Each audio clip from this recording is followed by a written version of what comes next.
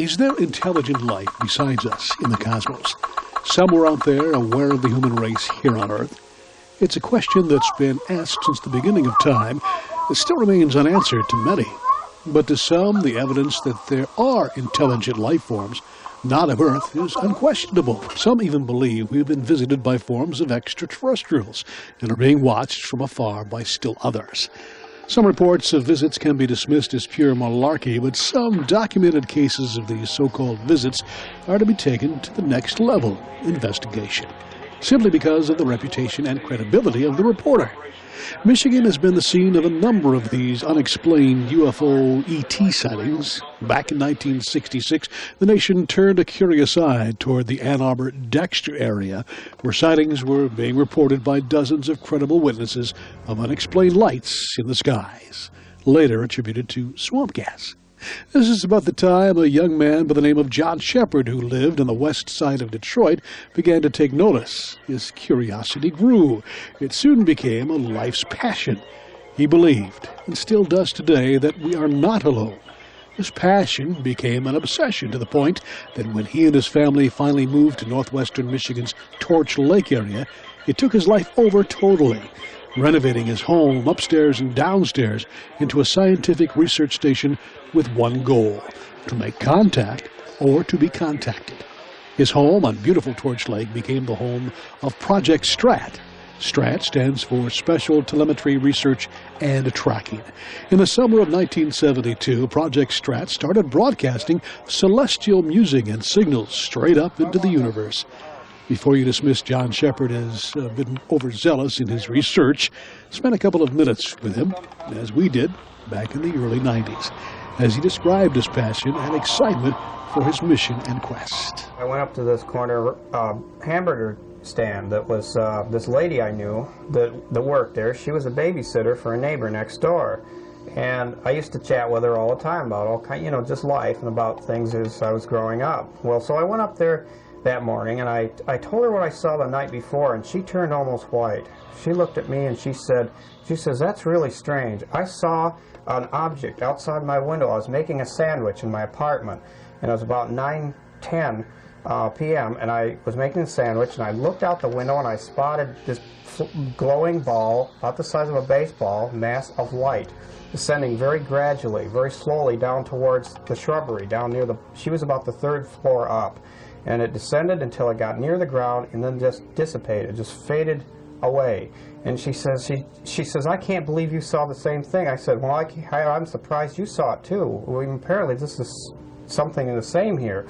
And at that point, I knew something really strange was going on. It had inspired me to really take the next level of research, the next level of asking questions. What's going on here? Is this, is this just a lone event, or is there a lot more of this kind of activity going on? Obviously, there were the Dexter and Arbor reports coming in, people seeing things all over the place. The farmer and his son walked out in the field and saw a quilted surface metallic object setting in the field. The moment the father said something about the object being, look at that horrible thing, it lifted off the ground and took off. Things like this just totally stirred my imagination, and that was when I took the next step into a higher realm of consciousness and curiosity about a subject that had few, if any, answers at all. Where did you turn to at that point to progress with your aspiration there? Well, at that point, I had very little money, obviously. I mean, an allowance every week and that sort of thing. And I lived with my grandparents, not my parents. And they didn't have a lot of money. We lived in a two-story flat on the west side of Detroit or so. And it was like, we didn't have much money. So what I did, I used to go through the alleys in Detroit and search for old radios and TVs that I could take parts out of and make things. I experimented with electricity and electronics when I was a kid. I loved the stuff. I had a natural love for that. Aside from anything to do with UFOs or this cosmic mystery, I always loved electronics. So I played around with the stuff. I got to the point where I could effectively blow holes in the carpet or whatever. It wasn't long, though, before I harnessed that energy, and I began to realize I could take electricity and get it to do what I wanted it to do. And I got a feel for it. Now that doesn't sound very technical, I know, but when you get the feel for what the energy does in different conditions and states and through different components, then you can you can harness it. Then you can control it and get certain results. Then you can refine your mathematics enough to actually figure it out. Figure out what the capacitance is, inductance and resistance, stuff like that.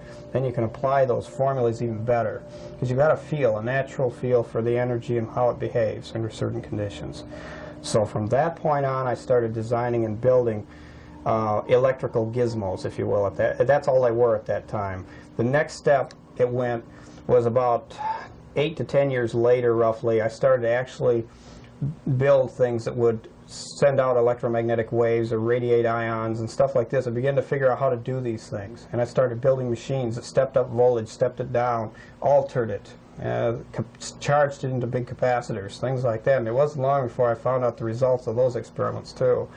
And then soon I was picking up on how to design and build whole racks full of equipment, how to lay out standardized instrument relay racks, and how to put things physically together as well as electrically. So it wasn't long before I was building oscilloscopes like you see here, custom-built screens from scratch, just using the CRTs and the cabinetry and putting my own circuits in there and making them work. It wasn't long before I had that figured out. And I started reading. I started doing lots of studying into electronics, electrical engineering and stuff. I learned the theory, how it worked, how to apply formulas, how to actually build these things with a formula. But to this very day, I still use my intuition and my feeling and knowledge of electricity to guide me through these things. And now it's more like I get visions, pictures, ideas, like an artist gets a vision for a piece of sculpture or a drawing or a painting. I get visions how to build these machines, and I build them according to that. I work with the formulas, but I bring the two together. So now it's almost like it's to the point of where it's like a merging of art and science, which a lot of scientists just say that's crazy, you can't do that. But that's what it seems like. It's like two worlds that have come together and have increased each by the symbiotic effect of the two. It's increased it. So this is what I have now. I have it to the point where it is almost a bridge between science and art, but the two enhance each other. Okay, the effect is quadruple by the two coming together. So I've got a lot closer to elements of knowledge that I feel are useful in this field. You undoubtedly feel that something out there or some being out there is aware of you?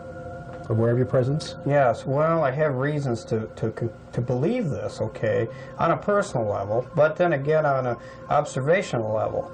There were, back in about 72 or 73, there were some folks out here fishing on the lake, about 6 of them on a boat, and it was about midnight. And it was funny because I was in town at the local theater watching a movie, but this station was on the air.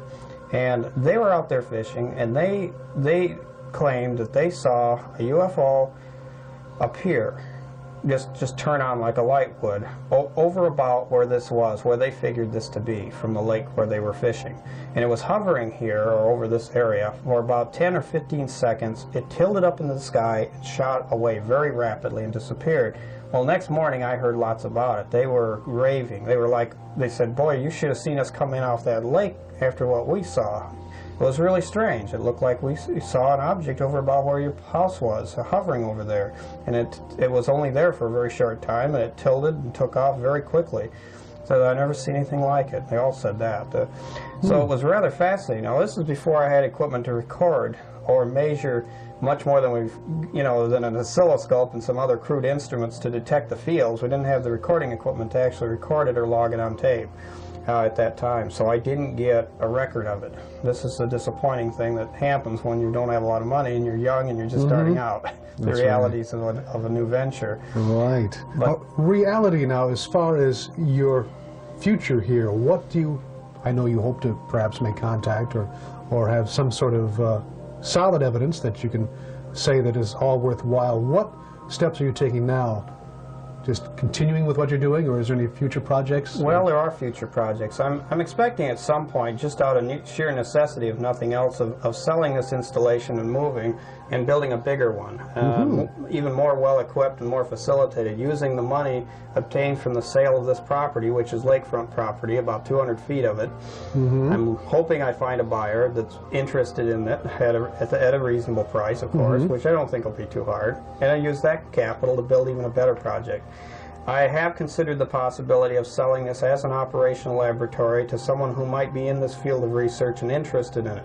And that goes with a service contract, too. And believe it or not, it sounds far out, but I think there are people in this genre of research that might find it at least interesting to pursue.